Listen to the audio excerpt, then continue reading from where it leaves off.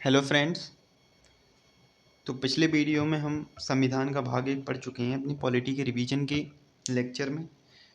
तो आज हमारा क्या है, नेक्स्ट जो हम संविधान का भाग पढ़ने वाले हैं, जो नागरिकता के बारे में है, भाग 2।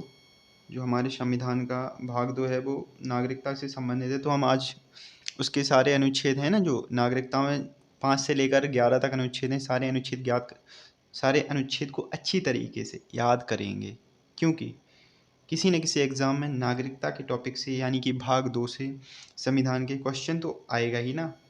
तो हमें अच्छे से याद करके जाना है ना, इसीलिए। तो आज हम क्या पढ़ने वाले हैं? आज हम भाग 2 पढ़ने वाले हैं, जिसमें है नागरिकता। क्या है गाइज? नागरिकता है, ठीक है ना। अनुच्छेद कहाँ से कहाँ तक है? अनुच्छेद हैं 5 से लेकर 11 तक। अनुच्छेद 5 से लेकर 11 तक है, ठीक है। तो नागरिकता का जो प्रावधान है ना, वो हमारे देश में ब्रिटेन के संविधान से लिया गया है। किस देश के संविधान से लिया गया है? ब्रिटेन के संविधान से। हमारे देश में क्या होता है ना, एकल नागरिकता है। क्या है? एकल नागरिकता। अब इसका क्या मतलब होता है? एकल नागरिकता का मतलब ये होता है कि आप जैसे, हमारा एक भारत देश है ना, ठीक है। हमारा एक भारत देश है, पूरा सा हमारा बड़ा सा देश है। उसके अंदर 28 स्टेट्स हैं, है ना। 28 स्टेट्स हैं। तो हम किसी न किसी स्टेट्स में या यूटी में रहते हैं। तो एकल नागरिकता का मतलब ये है कि हम सिर्फ उस देश के नागरिक हैं। हम क्या हैं? उस देश के नागरिक हैं, ना कि उस स्टेट या यूटी के नागरिक हैं। यानी कि हमारी जो नागरिकता है वो देश की नागरिकता है, ना कि उस स्टेट या यूटी की। इसे ही एकल नागरिकता कहते हैं गाइस, ठीक है ना। इसे ही एकल नागरिकता कहते हैं।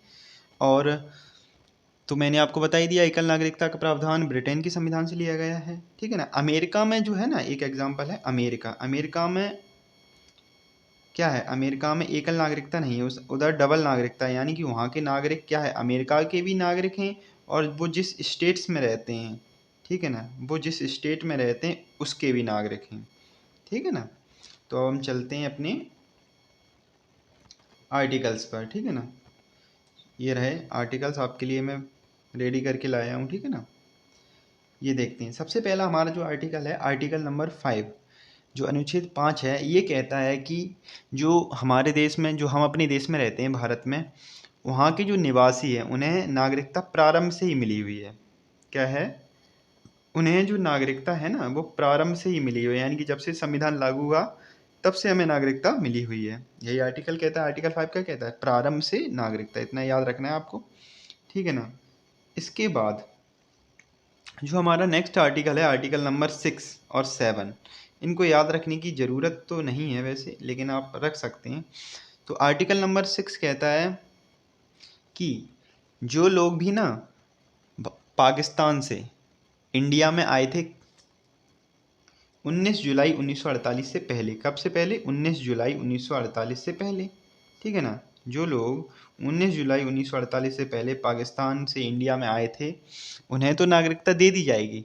और इसके बाद जो लोग आएंगे उनके लिए क्या है, परमिट नियम लागू हो जाएगा। क्या? उन्हें एक परमिट बनवाना पड़ेगा।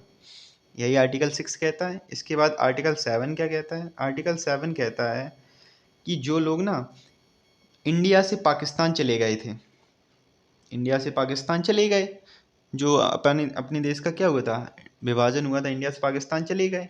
और मान लो उन्हें पाकिस्तान में अच्छा नहीं लगा, तो वो पाकिस्तान से वापस इंडिया आ गए। लेकिन पाकिस्तान से वापस इंडिया कब आए? पाकिस्तान से वो वापस इंडिया आ गए 1 मार्च 1947 से पहले। कब से पहले? 1 मार्च 1947 से पहले।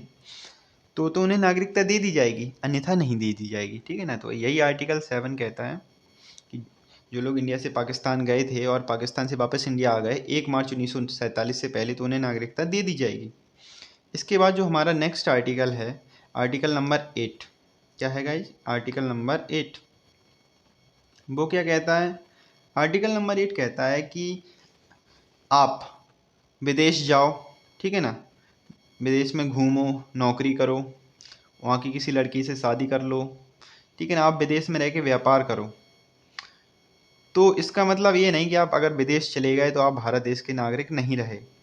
तो आर्टिकल 8 कहता है कि आप विदेश भ्रमण करो, नौकरी करो, शादी विवाह करो, बच्चे करो, तो भी आपकी नागरिकता क्या है, बनी रहेगी। ठीक है ना, तो भी आपकी नागरिकता बनी रहेगी। यही है आर्टिकल नंबर 8 कहता है। इसके बाद जो हमारा नेक्स्ट आर्टिकल है, आर्टिकल नंबर 9, वो ये कहता है कि, अब इसको याद करने की ट्रिक देखो। आर्टिकल नंबर 9 कहता है कि अगर आपने विदेश की नागरिकता ले ली ना, अगर आपने विदेश की नागरिकता ले ली, जैसे कि आप चले गए जर्मनी में, ठीक है ना, आप जर्मनी में रहने लगे और आपने वहाँ की नागरिकता के लिए अप्लाई कर दिया और आपको वहाँ की नागरिकता मिल गई, तो भारत देश की नागरिकता क्या हो जाएगी, भारत देश की नागरिकता आपकी चली जाएगी, आपको भारत देश का नागरिक अब नहीं माना जाएगा। तो आर्टिकल नंबर 9 कहता है कि अगर आपने विदेश की नागरिकता ले ली तो आपकी भारतीय नागरिकता चली गई, यानी कि विदेशी ली तो भारत की नो। 9 से याद रखेंगे नो, है ना गाइज, ऐसे ट्रिक से याद कर सकते हैं। इसके बाद नेक्स्ट आर्टिकल है हमारा आर्टिकल नंबर 10। ये क्या है, जो भारत के नागरिक हैं उनकी नागरिकता के संरक्षण से संबंधित है, यानी कि ऐसे ही थोड़ी कोई भी सरकार आएगी और किसी की भी नागरिकता ख़त्म कर देगी, ऐसा नहीं होगा। इसमें आर्टिकल 10 में कहा गया है कि भारत के जो नागरिक हैं उनकी नागरिकता बनी रहेगी, है ना, उनकी नागरिकता बनी रहेगी। ऐसी थोड़ी किसी की भी नागरिकता, आपका मन चले आप किसी की भी नागरिकता ख़त्म कर दो, ऐसा नहीं कर सकती सरकार। यही आर्टिकल 10 अपना कहता है इस बारे में, ठीक है ना। इसके बाद जो हमारा नेक्स्ट आर्टिकल है ना, आर्टिकल नंबर 11, ये क्या कहता है, आर्टिकल नंबर 11 कहता है कि जो नागरिकता संबंधी कानून है, जैसे कि कहाँ के नागरिकों को हमको नागरिकता देनी है, क्या क्या शर्तें पूरी करेंगे तब नागरिकता देंगे, तो नागरिकता संबंधी जितने भी कानून हैं वो हमारे भारत देश की क्या बनाती है, संसद बनाती है ना। तो जो नागरिकता संबंधी कानून है वो हमारे देश की संसद बनाएगी, ठीक है ना।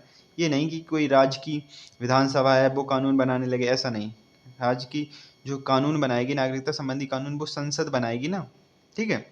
और जो हमारा होम मिनिस्ट्री है, गृह मंत्रालय है, वो इसका मसौदा तैयार करेगा। अब ये मसौदा क्या होता है, मसौदा यानी कि उसका कंटेंट, उसको तैयार कौन करेगा, उसमें क्या क्या लिखा हुआ है उसे बोलते हैं मसौदा। तो उसका मसौदा तैयार करेगा गृह मंत्रालय, ठीक है ना। यही था गाइज हमारा भाग 2 संविधान का नागरिकता से रिलेटेड। अगर आपको कहीं भी डाउट हो तो आप कमेंट बॉक्स में ज़रूर पूछिएगा, ठीक है ना, जिससे कि मैं आपको और भी अच्छी तरीके से नेक्स्ट वीडियो में समझा सकूं। अगर आपको वीडियो पसंद आए गाइज तो सब्सक्राइब कर देना, लाइक भी कर देना। जो हमारा अगला टॉपिक होगा वो होगा भाग 3, जो काफ़ी इम्पोर्टेंट भी है, हर एग्ज़ाम में भाग 3 से क्वेश्चंस आते हैं, ठीक है ना गाइज। पता होगा आप लोगों को भाग 3, नहीं पता होगा तो मैं तो बताने ही वाला हूँ अगले वीडियो में। तो थैंक यू गाइज, मिलते हैं नेक्स्ट वीडियो में।